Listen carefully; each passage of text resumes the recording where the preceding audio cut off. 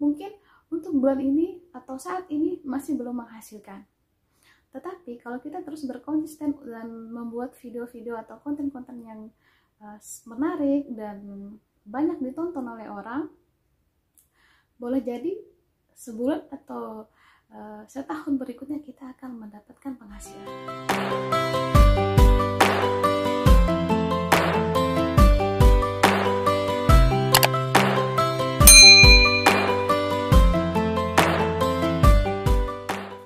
Halo, Assalamualaikum warahmatullahi wabarakatuh. Apa kabar semuanya? Perkenalkan, saya Reni. Saya seorang ibu rumah tangga. Teman-teman, pada kesempatan kali ini saya akan menjawab pertanyaan, kenapa sih kita, khususnya ibu rumah tangga, harus menjadi YouTuber di zaman now? Tapi sebelumnya saya mohon dukungan teman-teman untuk subscribe channel ini, karena dengan subscribe teman-teman akan memberikan saya motivasi untuk terus memberikan konten-konten yang positif.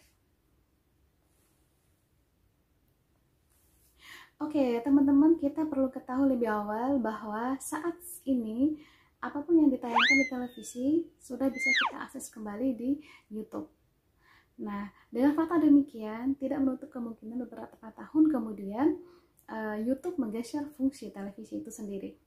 Nah, dan saat sekarang juga butuh beribu-ribu tahun untuk bisa menyelesaikan atau menonton habis semua video yang diupload di YouTube. Saking sudah banyaknya video yang sudah diupload. Nah, tapi kita kembali ke topiknya. Apa sih alasannya? Alasan yang pertama adalah karena YouTube itu adalah wadah tempat untuk menyalurkan hobi, tempat untuk berekspresi. Ibu-ibu rumah tangga seperti kita yang mungkin 24 jam fokus untuk mengurus anak dan melayani suami, kita kadang karena itu lupa untuk memiliki waktu sendiri untuk mengekspresikan apa yang kita sukai atau hobi kita. Nah, lewat kita menjadi seorang YouTuber, kita bisa menyalurkan dan kita bisa memanage waktu kita sedikit untuk kita bisa menyenangkan diri kita sendiri dengan kita menyalurkan hobi tadi, hanya dengan memvideokan aktivitas kita kemudian kita mengupload.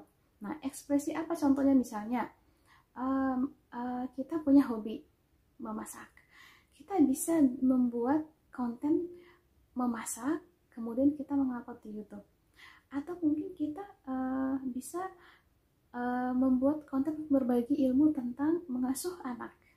Nah, tentu itu akan sangat menjadi menyenangkan ketika kita lakukan sesuai dengan passion kita dan hanya dari rumah, dan kita masih tetap punya banyak waktu bersama anak-anak kita. Alasan yang kedua, kenapa kita harus menjadi YouTuber, ibu teman-teman, karena YouTuber merupakan tempat kita untuk mendapatkan penghasilan. Dan ini sangat menarik sekali karena berhubung kita yang di rumah standby aja dan tidak menghasilkan apa-apa. Nah, di dunia ini siapa sih istri yang tidak mau berkontribusi untuk mengumpulkan pundi-pundi rezeki untuk keluarga kita? Nah, lewat kita nge-YouTube, kita bisa mendapatkan penghasilan, teman-teman. Silakan teman-teman ngecek di YouTube sudah berapa orang di dunia ini, atau mungkin di Indonesia saja, kita fokus ke Indonesia, berapa orang yang sudah mendapatkan gaji dari YouTube. Dan itu gaji yang tidak main-main, teman-teman, hanya dengan mengupload video. Nah, untuk poin yang ini saya analogikan seperti kita menanam pohon, teman-teman, dari biji kemudian tumbuh besar dan menghasilkan buah. Seperti itu ketika dari YouTube, mungkin untuk bulan ini atau saat ini masih belum menghasilkan. Tetapi kalau kita terus berkonsisten dan membuat video-video atau konten-konten yang menarik dan banyak ditonton oleh orang, boleh jadi sebulan atau setahun berikutnya kita akan mendapatkan penghasilan. Nah, alasan yang ketiga di sini adalah kita menjadi tetap bermanfaat bagi orang-orang lain di luar sana. Dengan tadi kita mengekspresikan apa hobi kita memberikan informasi baru atau berbagi wawasan kepada orang yang menonton konten kita. Nah, misalnya tadi kita membuat konten memasak.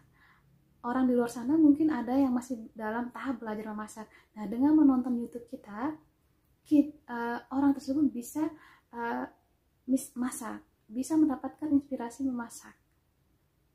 poin yang ketiga ini sangat sangat positif sekali menurut saya, karena kita di rumah ya, mungkin ada yang sudah bekerja tetapi tiba-tiba karena sudah menikah ngurus anak harus di rumah. Nah kita tuh kayak ada waktu down banget, aduh kita bisa apa gitu, kita mau tetap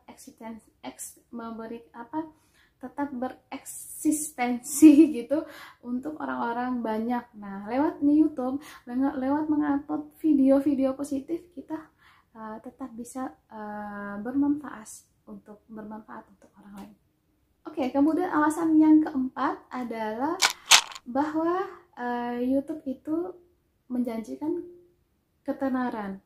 Nah, maksudnya ini positifnya, dengan YouTube kita bisa kenal banyak orang, atau kita bisa dikenal oleh banyak orang, kita bisa punya teman baru.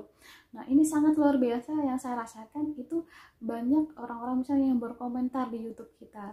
Nah, walaupun mungkin nggak komentar langsung di YouTube kita, karena kita di YouTube misalnya memberikan deskripsi dan mencantumkan medsos kita yang lain, misalnya Instagram atau Facebook. Nah, lewat itu kita semakin dekat, dan teman-teman bisa tahu juga sekarang youtuber itu punya komunitas untuk saling mensupport, baik dalam hal kata-kata, baik kemudian dalam hal untuk sama-sama mencari atau menambah subscribernya.